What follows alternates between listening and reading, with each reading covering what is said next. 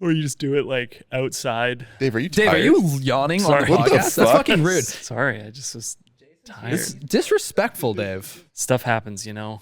Yawns they're a natural part of life. Sometimes they don't even indicate tiredness. I once listened to a whole podcast about yawns, and they don't even know scientifically why we yawn. Some speculate that the yawn, you're actually trying to get more oxygen to your brain. Shut up! And there could be myriad reasons. Now I understand why you yawn. One yawns. I hate this version of Dave. Joe List has got a great joke. He's like, why do people yawn out loud and go, oh, it's like being on a plane going, oh, you want everybody to know you're hungry. It's like being on a plane. It's like, I'm hungry.